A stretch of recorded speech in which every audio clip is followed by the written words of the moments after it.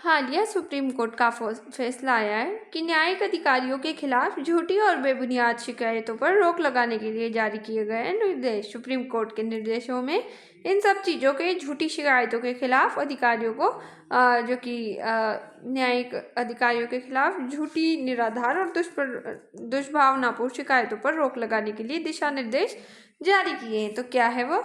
Court ने कहा कि ऐसी शिकायतें न्यायपालिका की स्वतंत्रता और गरिमा को नुकसान पहुंचाती है। इसमें सुप्रीम कोर्ट की चिंता है कि न्यायिक अधिकारियों को डराने धमकाने के लिए झूठी शिकायतें की जाती है। निर्णयों से असंतुष्ट पक्षों द्वारा प्रतिशोध की भावना जताई जाती है। न्यायिक स्वतंत्रता पर प्रतिकूल प्रभाव इसका देखने को मिलता है। उसी के साथ 27 साल तक बेदाग सेवा देने वाले जज को बिना ड्यू प्रोसेस अपनाए हटाया गया, जो न्याय संगत नहीं है। उन्हें सामान्य सेवानिवृत्ति आयु तक सेवा में माना जाए, पूर्ण बकाया वेतन सहित सभी लाभ दिए जाए और सभी लाभ 8 सप्ताह में 6% ब्याज के साथ जारी हो। जो सुप्रीम कोर्ट है, उन्होंने निर्भय सिंह सुलिया केस में ये सुनवाई की है। अब क्या है आखिरकार न्यूज़ हम देखते हैं। ये जस्टिस JB पारीवाला और जस्टिस KV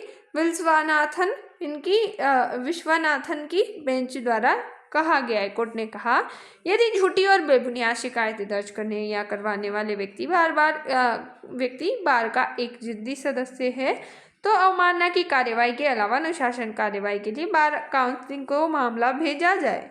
बार काउंसिल ऐसे संदर्भ मिलने पर मामले का शीघ्र निपटारा करे। प्रमुख निर्देश दिए गए हैं कि बिना किसी स्ट्रॉन्ग बेस के शिकायतों पर तुरंत कार्रवाई न की जाए और शिकायत की प्रारंभिक जांच अनिवार्य की जाए। दुर्भावनापूर्वक शिकायतों पर दंडात्मक कार्रवाई की जाए और न्यायिक अधिकारियों की सुरक्षा सुनिश्चित की जाए। उसी के साथ न्यायिक स्वतंत्रता का महत्व भी बताया गया है। संविधान का मूल ढांचा यानी कि बेसिक स्ट्रक्चर में है कि न्यायपालिका स्वतंत्र होनी चाहिए, निष्पक्ष और निर्भर निर्णय के लिए ये आवश्यक होती है। कार्यपालिका और विधायिका से न्यायपालिका को स्वतंत्र रहना चाहिए, यानी कि अपने अपने स्तर पर कार्य करना चाहिए। चेक एंड बैलेंस से एक दूसरों पर नियंत्रण रखना चाहिए, पर उसमें उसके काम में दखल अंदाजी नहीं करनी चाहिए। संवैधानिक आधार देखें तो अनुच्छेद 50 न्यायपालिका को कार्यपालिका से अलग करना यानी कि अलग करता है। अनुच्छेद 124 से 147 सर्वोच्च न्यायालय से संबंधित प्रावधान करता है। रूल ऑफ लॉ की अवधारणा यहाँ बताई जाती है कि सर्वोपरि रूल ऑफ लॉ है, यानी कानून का शासन है, ना कि कुछ और। उसी के साथ फैसले का प्रभाव न्यायिक अधिकारियों का मनोबल बढ़ेगा, झूठी शिकायतों में कमी आएगी और जो न्याय व्यवस्था है उसमें जनता का विश्वास मजबूत होगा। उसी के साथ हम बात करेंगे कि जज को हटाने का संवैधानिक प्रावधान क्या था। तो उसमें भारत के संविधान में न्यायाधीशों को हटाने की प्रक्रिया स्पष्ट रूप से दी गई है।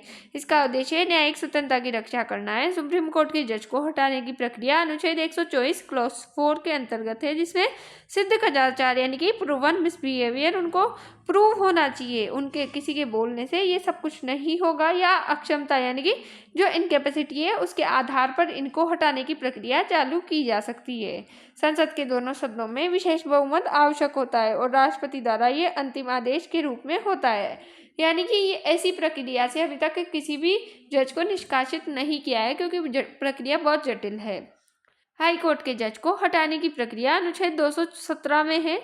प्रक्रिया लगभग वही है जो सुप्रीम कोर्ट के जज के लिए है। संसद में महाभियोग यानी कि इम्पीचमेंट का माध्यम से हटाना ये आवश्यक होता है। महाभियोग लगाकर ही इनको हटाया जाता है। जो महाभियोग प्रक्रिया है तो उसे हम एक ओवरव्यू लें तो प्रस्तावना लोकसभा या राज्यसभा में पेश की जाती है, यानी कि दोनों सदनों में से किसी में भी कर दी जाती है।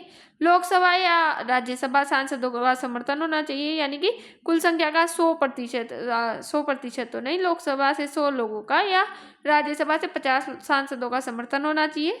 जांच समिति गठन की जाती है कि आखिरकार वाजिब है या नहीं, दोनों सदनों में विशेष बहुमत से पारित होता है।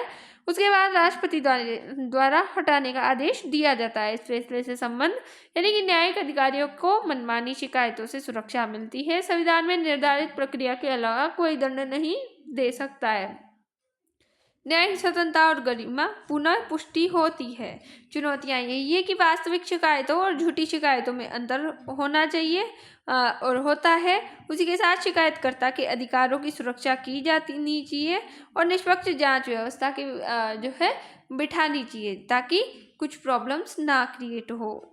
निष्कर्ष यही है कि सुप्रीम कोर्ट का ये निर्णय न्यायिक स्वतंत्रता की रक्षा की दिशा में एक महत्वपूर्ण कदम है। यह न्यायपालिका को दबाव और डर से मुक्त रखकर लोकतंत्र को मजबूत करता है। जय हिंद, जय भारत। Thanks for watch.